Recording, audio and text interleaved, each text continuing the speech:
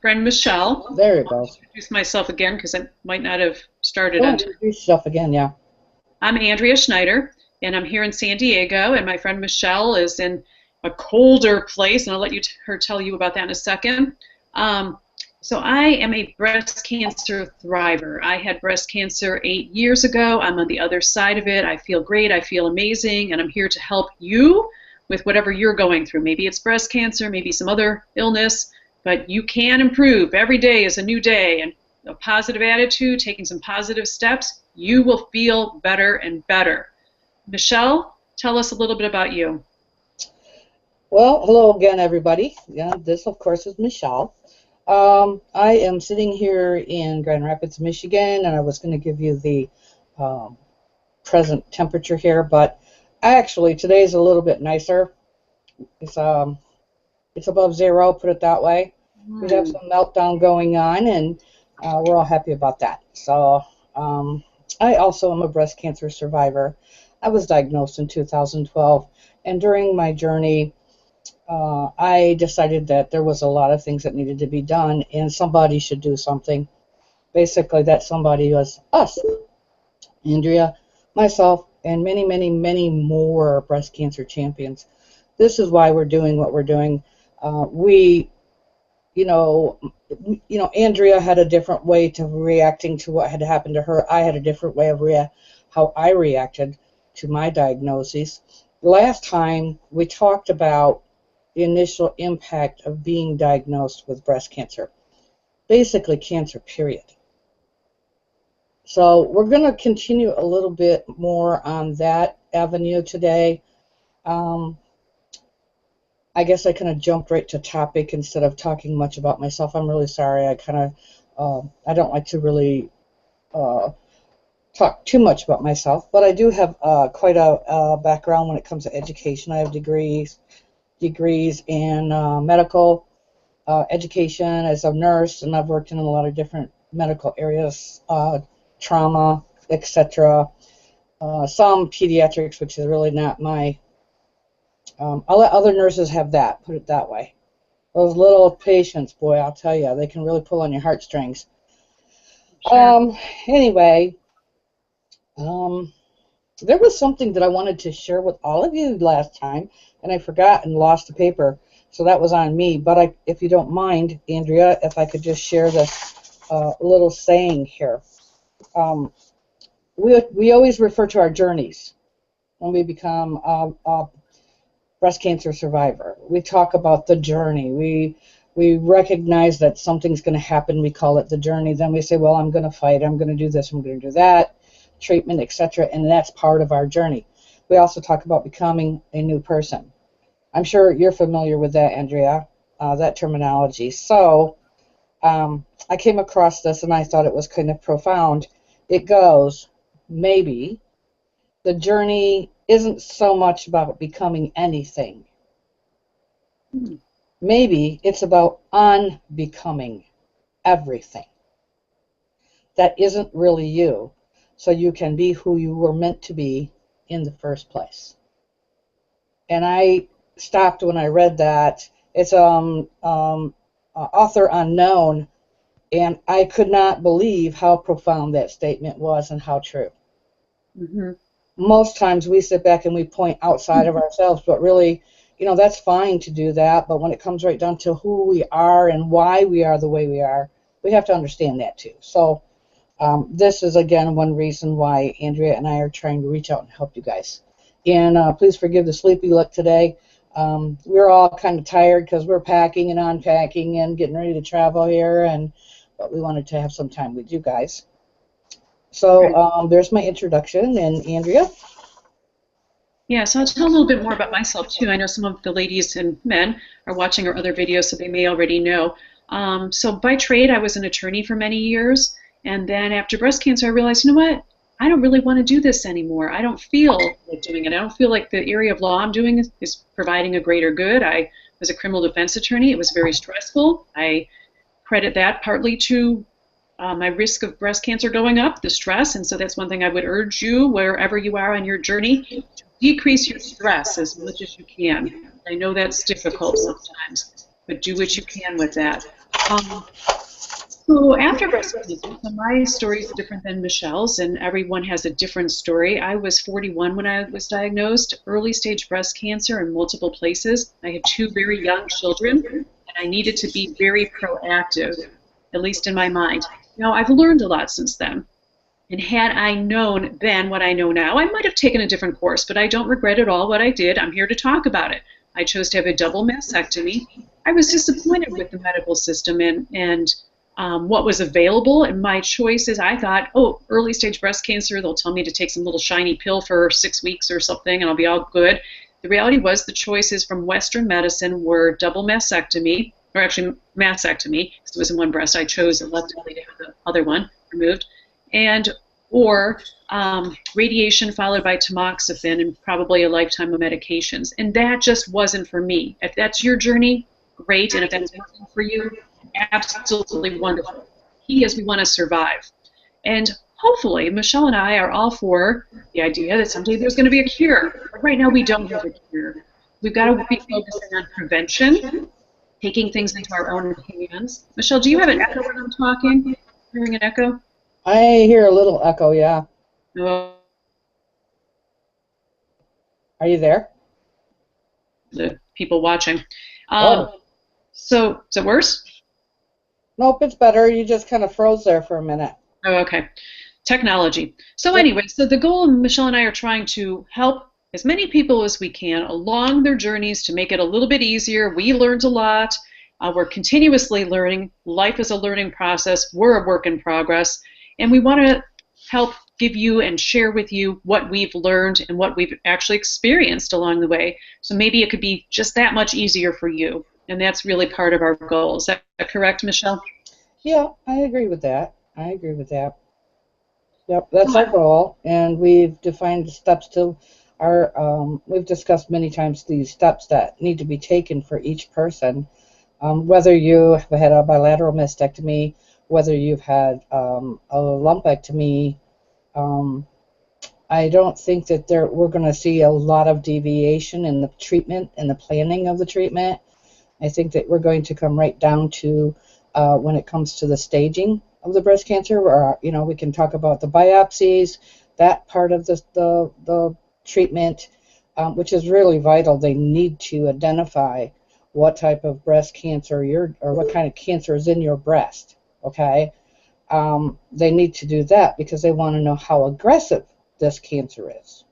And thank God we have technology today where they've gone through and they've been able to test these tumors and find out so that they can save lives. And they have been saving lives just because of that, typing the cancer.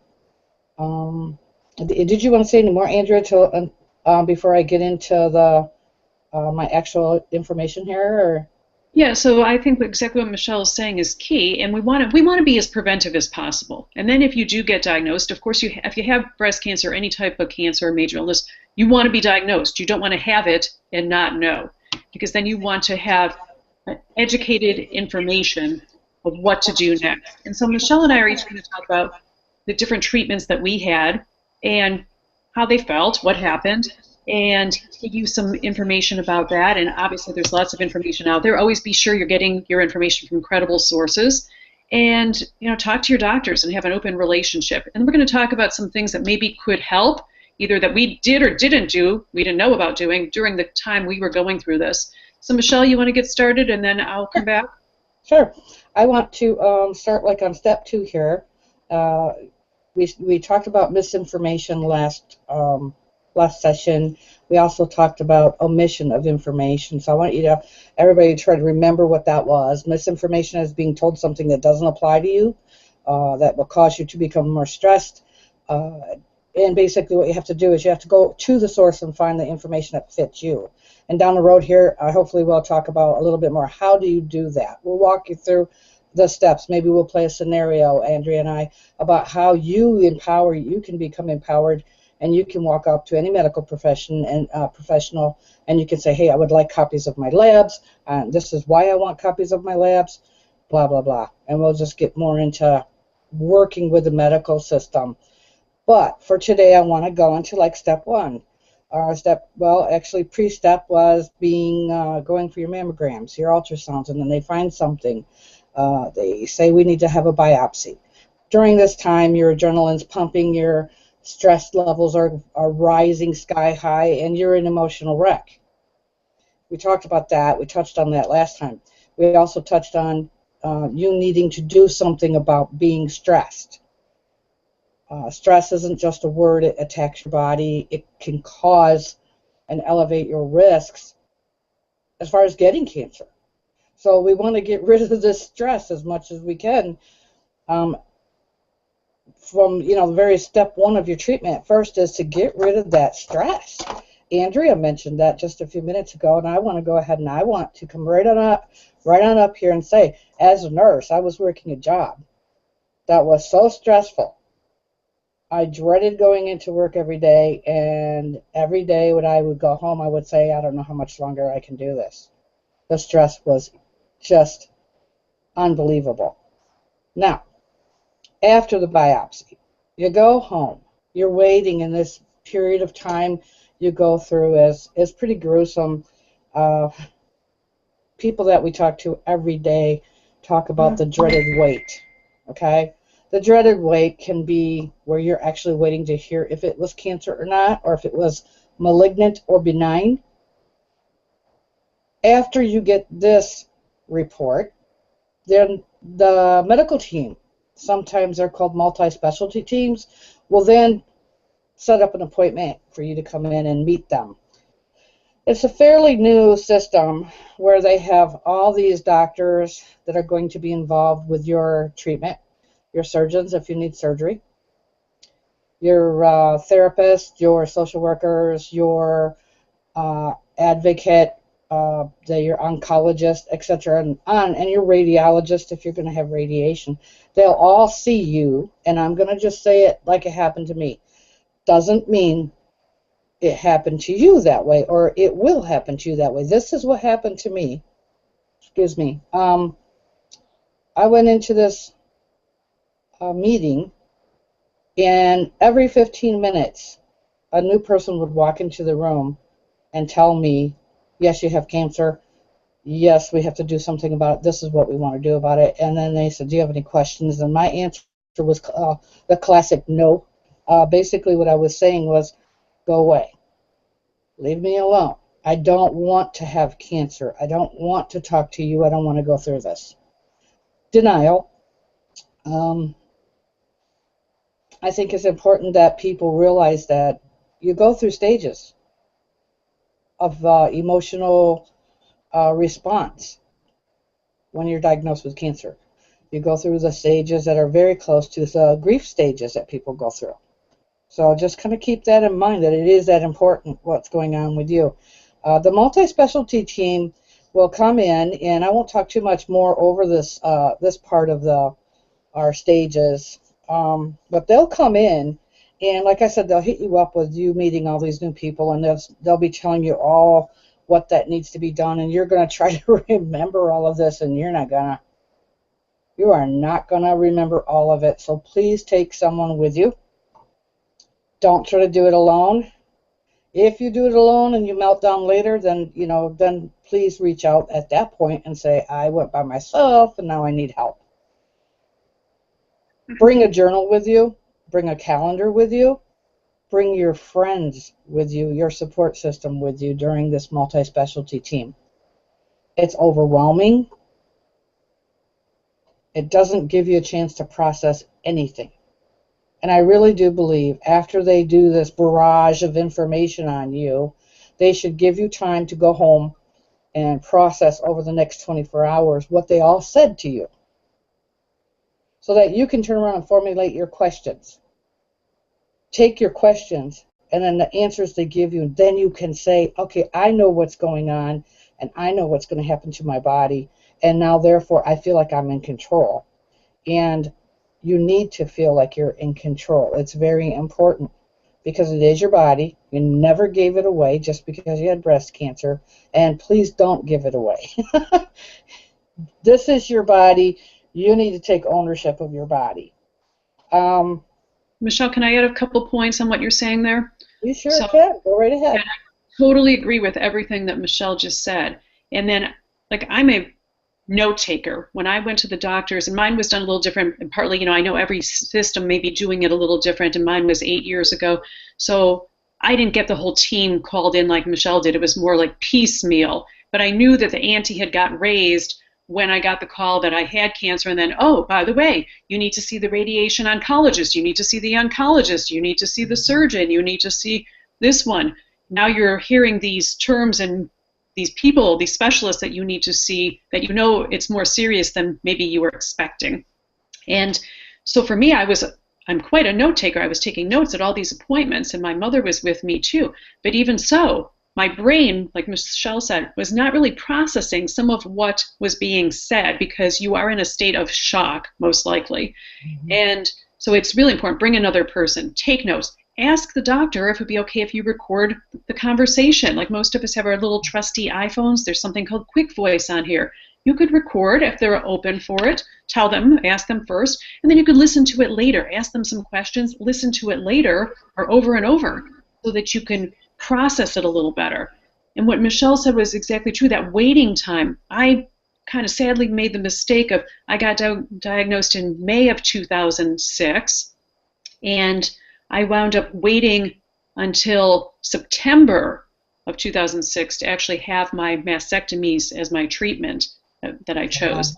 And during that time, I must tell you, that was the absolutely most stressful time of my life.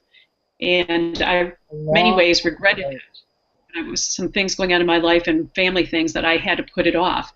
And that was a very hard time. So once you make your decisions, and I know the doctors aren't always on our schedule, take action. And, and just, I think the anticipation of something in life is sometimes worse than the actual doing of it. And we're going to talk about the doing and what the treatments felt like in a second. So Michelle, let's go back to you. Were you done with your points about that? Or A little bit here, and then we can go ahead and move on. I want to talk again about that multi-specialty team, because I spoke about the multi-specialty team, and then you just pointed out that you didn't have that.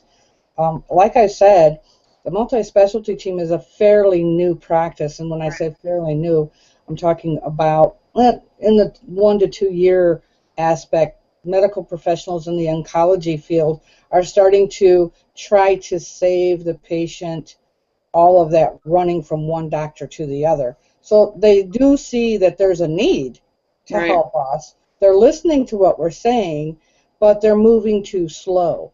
I just read this morning the statistics on cancer overall are climbing as far as how many people are coming down with cancer. So this is not, a lot of people sit back and they get a little complacent and they say, well, maybe the colon cancer, maybe the cervical cancer, maybe all these cancers are slowly starting to go away. No, they're not. They are not going away. They are rising. The numbers and the types of cancer are becoming more prevalent, to the point where I'm sitting back saying, you know what? We're looking at a pandemic. We're looking at an epidemic here of, a global scale being pandemic. But enough of that, because I'm not trying to panic people. I'm just using those statistics from what I heard was very impressive, caused me to sit back and say, wow, we're in trouble. We're in trouble in the oncology field. We don't have enough places to treat people for this. And you talked about a wait, and that's astronomically a long wait. When you're told you have cancer, the first thing you want to do is get it out. Right. But not make, you shouldn't be made to wait. And we have a thing in the medical world called delay in treatment, and we'll talk about all this kind of stuff in later on down the road. But okay, back to this multi-specialty team. You need to be equipped with information before you even get in there. And this is what Breast Cancer Champions, what we want to do. We want to become the advocate for any woman who's had or has breast cancer. We want you to walk in there and say, okay, I was diagnosed with breast cancer. What are we going to do? What's the treatment plan? And then what you want to do is you want to impress upon your medical team a few things. So please write this stuff down and get it to the point where you're comfortable being this way. And one of the things that you want to impress on your medical team, this is just say, have your little heart-to-heart with your medical team before your treatment gets started so that they know what kind of person you are. Tell them how you like to be addressed. By your first name, by your last name. You like to be called hey, who knows?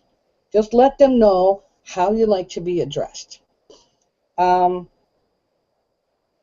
them what information you want to know. They are only going to tell you limited information during your treatments. Those chemotherapy nurses, those radiation techs that are giving you your treatment, do not have the time to figure out what you're asking them. So you need to learn real quick how to ask the right question, how to put it, how to structure your question, and then you need to make sure you know who to ask the question to. For example, you're getting radiation. What does a beam mean? People don't know what the beam means, so you just say, can you please explain that to me? Or can you explain what's happening with this machine? And did you have radiation, Andrea? No, I didn't. Okay, radiation, I had radiation, and I'm telling you what, that machine, if I was not a veteran, I probably would have thought about backing out or walking out of that room. That thing looks pretty intimidating. Mm-hmm. One of the first things my techs told me was, don't worry, it won't hurt you. It'll never touch you. Mm-hmm. And I'm thinking, okay, good, because that could, Yeah. Yeah. So there's a lot of information. There's a lot of things that you will not get. Omission of information is something I talked about before, and I want you to become your own advocate by simply saying, what are you going to do to me? Please tell me before you do it. Get used to asking that, because they are not going to tell you the doggone thing unless you slow them down. Well, Michelle, I think you're exactly right, and I think we've covered that a little bit before, is that you need to know the right questions to be asking the doctors, the nurses, the staff, whoever it is, because you don't just go in and they just offer you every piece of information you could ever want, because there's just so much for one, and they don't necessarily have the time or... That's why you have to know how to ask the question. That's right. So they're kind of the approach, which maybe is right, or maybe some people want it this way, is they just give you a little bit, and then you have to know on your own, which is, how do you know that? But you, like Michelle's saying, you've got to be your own advocate, you've got to do your research, you need to know what to ask them about what to expect. As well as prepared as I thought I was for that, there's always little surprises along the way and things that might happen, but you need to be able to make educated decisions and informed decisions. Would you agree with that, Michelle? Yeah, I think that what we're doing, though, is we're putting the horse before the cart a little bit here. Because, first off, what you know at this stage is that you've been diagnosed with cancer. What you don't know is what's going to happen. And that's the multi-specialty team where they came in and they told you quickly that they were going to give you radiation or that they were going to do your surgery. Okay, well, I'm going to tell you that I learned so much more about my surgery afterwards. Right. And this is kind of like the normal situation, but I don't think it's impossible for your surgeon to stop and say, this is what we're going to do. I don't think there's anything wrong with that. I think it takes just as much time to tell you before than it does to tell you after, if they even tell you after. You get a frosting explanation, like on a cake. You want the cake, but you're just getting the frosting. I'd rather get the cake, to be honest with you, because if I have a problem or they had a problem while they were there in surgery, I want to know about it. I don't want to know about it a year later. I don't want to know about it 2 years later, or when I'm thinking I'm recovering and then I start having a problem. I want to know right away so I know and I can understand why my body behaves the way it does. So, again, putting the horse before the cart, we have to spend some time showing you guys how you can talk with medical professionals, ask them questions, stop them in mid-sentence and say, hey, you know what, don't leave the room, I'm not done yet. understanding what they go through and why they're going through what they're doing is really key, because then you understand why they're leaving the room before the 15 minutes is pretty doggone quick if you've got a lot of issues that you want to talk about. And sometimes you have to actually stop the doctor before he walks out the door, and you have to be able to be brave enough to do that, because you're educating yourself here and you're empowering yourself. They're serving you. You're not serving them. They're serving you. So, yeah, I think that we're talking about emotional and physical responses here. You just want to build a relationship with your caregivers. You want to tell them what kind of person you are and what you're expecting. And then you want to try to understand what they're going through. And you got to put yourself in control and stay in control of a situation. You got something you'd like to add, Andrea? Well, and I think the connection and the relationship with your different caregivers and your doctors is extremely important. So I had a very skilled surgeon who did my mastectomy, but she was under the belief that afterwards I needed no follow-up because it was early-stage breast cancer. Oh, remove the breast, I'm all done with you. In her eyes, I was cured and she was done with me. Yeah. I didn't feel that way. So I had to be my own advocate and push for her to do follow-ups. She didn't want to do follow-ups. But then I realized I would get so nervous to go see her for this follow-up that I'd actually have to take half a Xanax beforehand. Mm-hmm. And after a couple of times of that, I thought, you know what? I am not going to put up with this anymore. I do not need to see it was a woman. I thought she'd be a little more caring, whatever, supportive. Not at all. That was the surgeon, right? It really was bad. And so anyway, so I finally think, you know what? I'm going to transfer. There's plenty of other qualified surgeons that I could go to see that will be willing to do a follow-up for me and not make me feel like I'm a hypochondriac or something. Like, why are you coming here again? It was actually ridiculous. So I did. I got this very nice young female surgeon who was great, and did my follow-ups for many years. And now I have someone else, which makes me remember I have to go in a couple months probably for another follow-up. It's one of the things that I didn't realize after having a double mastectomy, and here I was a research girl and even wrote a book and later, over 4 years, about all the research I had done and notes and things I put together. Michelle's read it. She knows. Some of you have read it. It's called You Are Not Alone, Life After a Breast Cancer Diagnosis. And anyway, what I didn't realize is after having my breast moved, I wasn't going to have mammograms anymore. So the only follow-up I have is really to go in for a clinical, what I call a feel-up exam. And this surgeon didn't want to do it anymore. So I wasn't necessarily trusting much. Oh, if you feel something strange, then you come back in. I'm like, well, everything feels strange. I lost my breast. I have implants now. Everything feels strange. I don't really know what doesn't feel strange, So that really wasn't acceptable to me. But even as a strong woman, an attorney, I still was putting up with this surgeon's nonsense for about a year and a half before I took action to fire her and find someone else. So I'm going to talk just a little bit. We're not going to get into too much detail. You could contact us directly. But, the treatments are never fun. So I had multiple biopsies, stereotactic biopsies, in the office biopsies, under anesthesia biopsies. They go differently for different people, and sometimes even like that stereotactic biopsy was supposed to be pretty straightforward and easy. I wound up getting a hematoma, swelling the size of like a softball, and a panic attack that night after that. So things don't always go as smooth as you're thinking, and that's one of the things that you want to think about when you're asking and when you're making your decisions. 3 questions that I found very helpful, and I wrote it out on a piece of paper. And I weighed out, so what are the different treatment choices? And so, like Michelle pointed out, there aren't that many different choices in Western medicine currently. There are some alternative things, and I think of those as supplementation to Western medicine still. I would never tell someone, and that's always a personal choice, and I know some people choose alternative medicine, and that's up to you.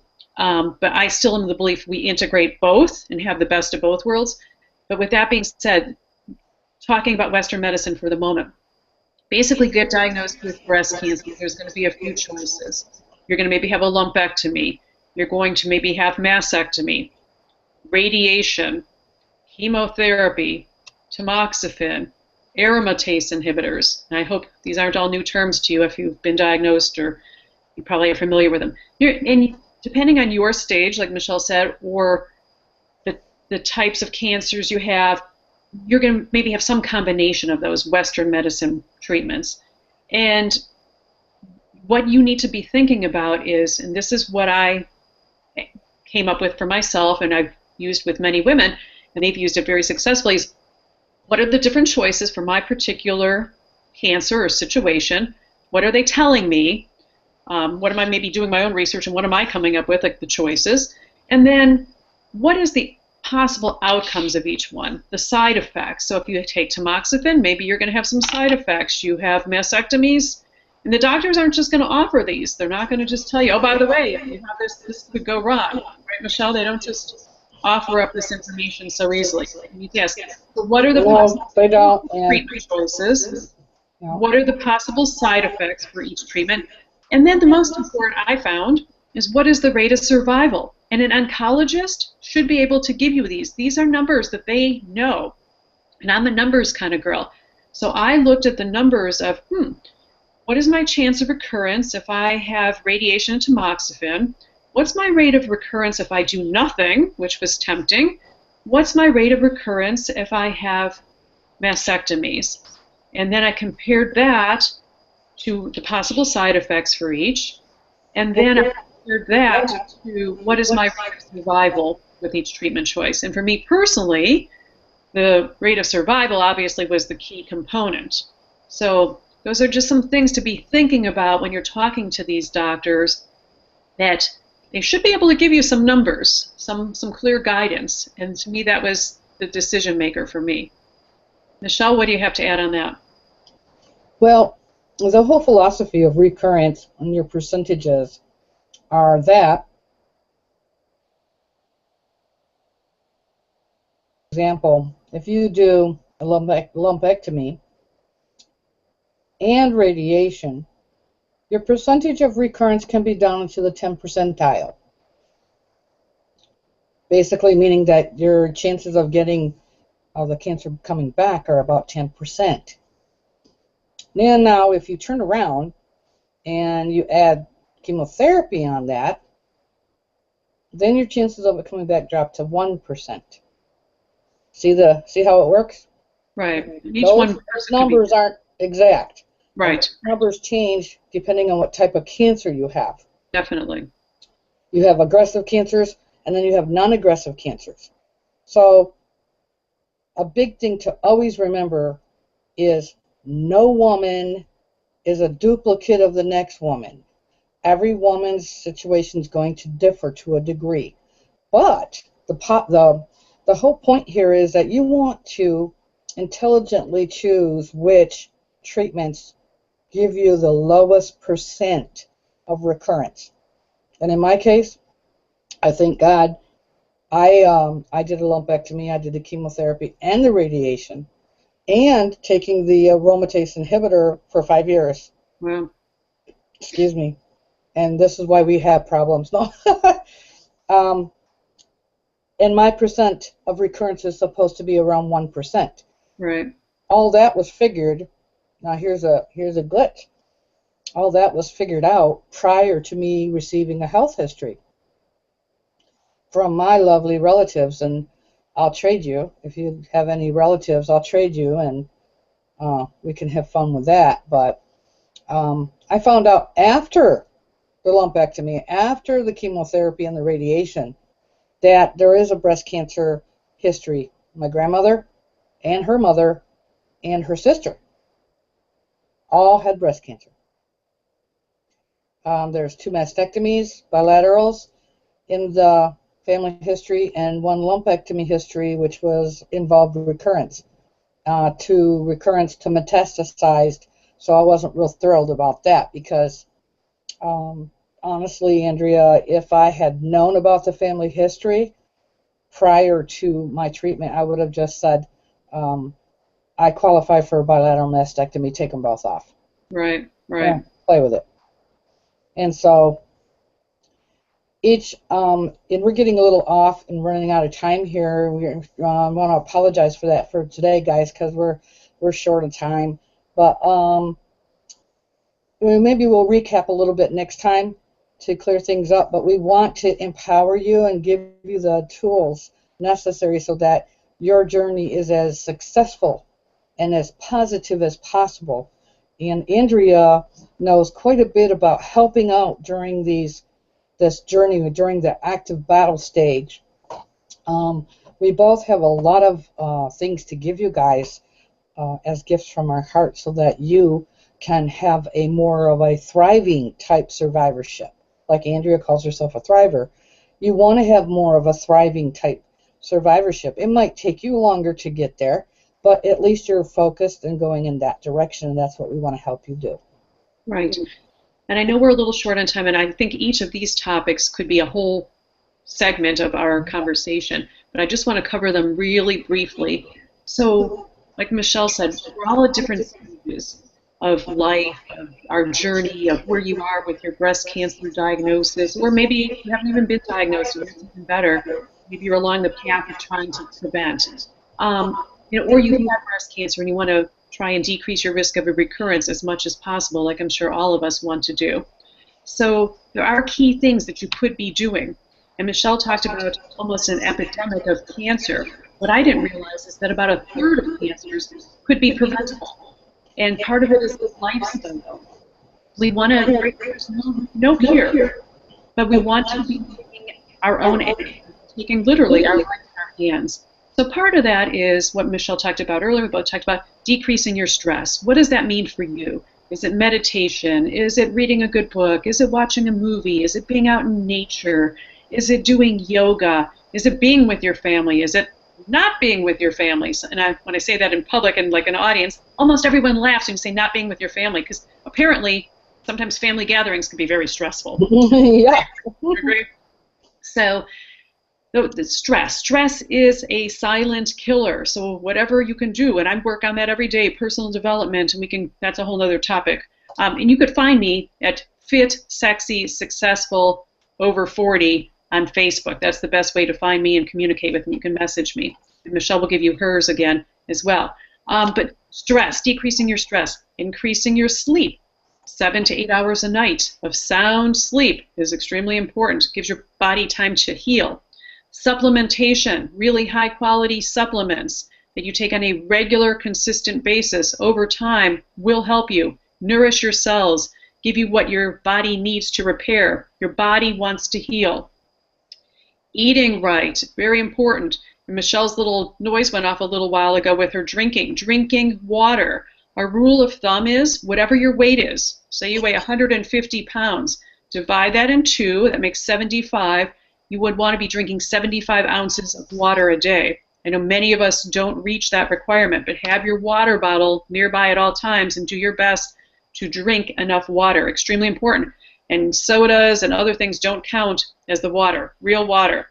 So eating properly, eating in a way that doesn't spike your blood sugar. And like I said, these are all topics that we can do a whole segment on, and we will at some point. Exercising. So whatever you could do today. If it's just you can walk from your bed to the kitchen. Tomorrow, do it twice. The next day, do a little more. Exercise as best as you can with improvement every single day and try and move your body. The more you move your body, the more it will help up here as well. Exercise is proven to increase your endorphins and increase your energy. I know people sometimes say, oh, don't have time for exercise. I'm too tired to do this. The more you exercise, the less tired you'll be. I guarantee you that. And I ran my 3 miles this morning in less than 30 minutes, I might add.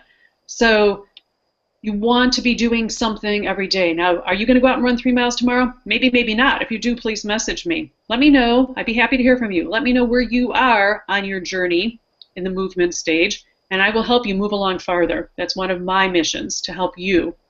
And I know Michelle's on the same mission. So, Michelle, let's wrap it up here. Again, you can find me at Fit, Sexy, Successful, Over 40 on Facebook. Andrea Schneider, Schneider. Michelle, where are they going to find you? Well, they won't be finding me running 3 miles in the morning, that's for sure. Well, you also have a little yes, I don't have. You can locate me on Facebook under the title of Breast Cancer Champions. And then I'll also give you my email address here if you'd like to contact me by email. It is Michelle, MICHELLE.52, RAE@gmail.com, that being gmail.com. And I wish you all the best, and please think about what we're trying to help you do. If you know someone that is thinking they might have a journey starting with breast cancer, please let them know about us so that we can reach out and help them. Thank you, and God bless. And also, ladies, I'm looking for people who are bloggers.